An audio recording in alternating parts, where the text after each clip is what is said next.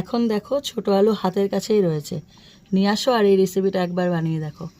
স্ন্যাক্সটা না সন্ধ্যাবেলা যখন খাবে না, 1 কাপ গরম চায়ের সাথে সন্ধ্যেটা একদম জমে যাবে, আমি কথা দিচ্ছি। নমস্কার বন্ধুরা, আমার চ্যানেলে তোমাদের সবাইকে স্বাগত জানাই। আচ্ছা, একটা দারুণ রেসিপি নিয়ে এসেছি চায়ের সাথে খাওয়ার জন্য। এটা কি বলতো, শুধুও খাওয়া যায়, চায়ের সাথেও খাওয়া যায়। সেটা হলে যে ছোট ছোট যে বাজারে উঠছে না আলু, নতুন আলু, এগুলো কিন্তু সেদ্ধ করা দারুণ একটা রেসিপি, কিন্তু কম খরচে। তো চলো শুরু করা যায়। দেখো আমার উনুন ধরানো হয়ে গেছে, এটা তাওয়া বসিয়ে দিচ্ছি। তবে লোহার তাওয়া হলে খুব ভালো হয়। এর মধ্যে দিয়েছি তেল, এটা যে কোনো তেল ইউজ করতে পারো, আমি সাদা তেল দিচ্ছি। তেলটাকে পুরো তাওয়ার মধ্যে চারিদিক থেকে লাগিয়ে দিচ্ছি।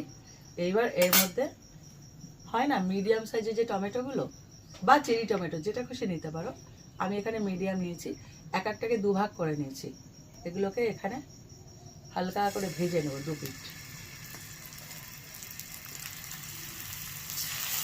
একদম কম খরচে দারুণ একটা রেসিপি। সাথে দিয়ে দেবো জুলিয়ান করে কাটা ক্যাপসিকাম।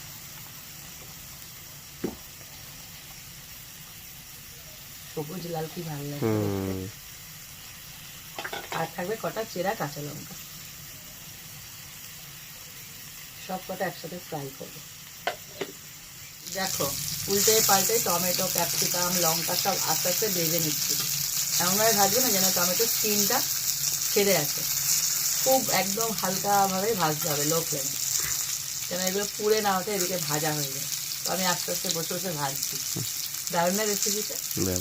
টমেটোগুলো আস্তে আস্তে হোক, টমেটো সময় লাগছে তো, তার জন্য ক্যাপসিকাম আর লঙ্কাটা আমি তুলে নেবো। প্রথমে এগুলো হয়ে গেছে, এর থেকে বেশি ভাজার দরকার নেই।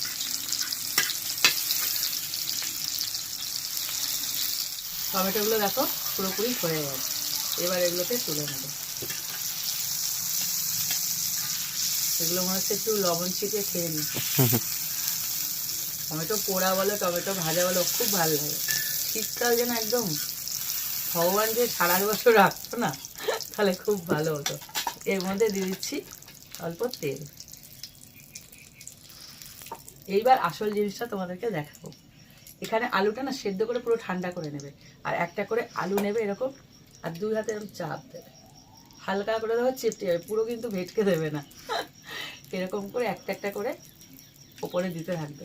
এটা স্যালো ফ্রাই হবে, একদম হালকা তেলে দেবে, খুব বেশি বেশি তেল দেওয়ার দরকারই নেই। দারুণ না? এটা দুপাশ কি বলতো, ভেতরে একদম নরম ব্যাপারটা থাকবে, আর বাইরেটা পুরো ক্রিস্পি হয়ে যাবে। মজাদার না? ব্যাপক। আর এটা কিন্তু খোসা ছাড়াবে না, খোসা শুদ্ধ এটা মজা লাগে। হ্যাঁ, দেখো আমি কিন্তু খোসা ছাড়াইনি, শুধু সেদ্ধ করেছি ধুয়ে। এখন তো গায়ের স্কিনটা খুব পাতলা। হ্যাঁ পাতলা, আর খোসা সমেতই ভালো লাগবে। দেখো আলুগুলোকে চেটে চেটে প্রথমে তেলের মধ্যে দেওয়া হয়ে গেছে। এবার এ তো শুধু আলু, মশলা তো দিতে হবে। মশলাটা কি বলো তো, চামচ দিয়ে না, হাত দিয়ে দিতে হবে। প্রত্যেকটার গায়ে এইভাবে দিয়ে দিতে হবে, মশলাদার আলু যাকে বলে। দিয়েছি হালকা করে হলুদ গুঁড়ো,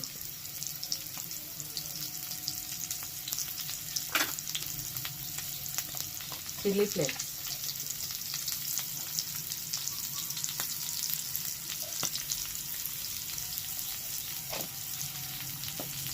দিয়েছি একটু কসুরি মেথি।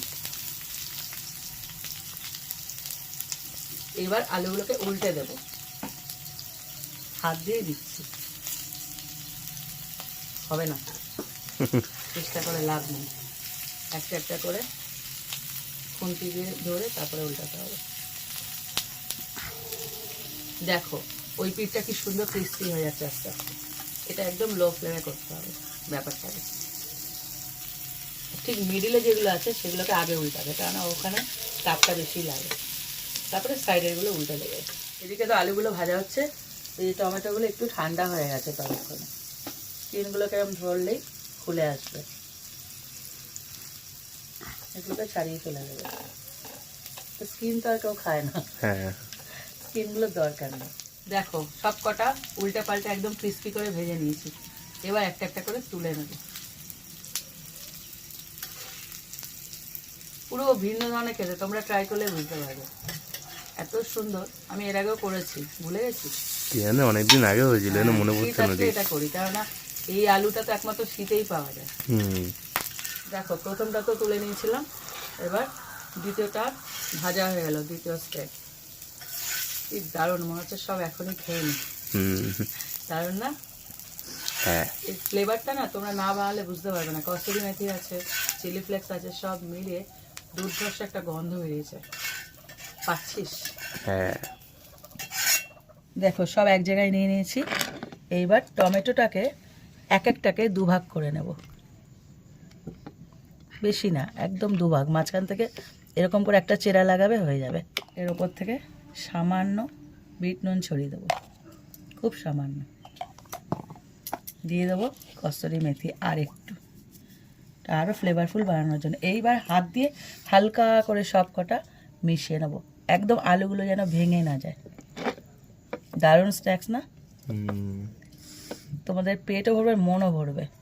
করে দেখো এটা।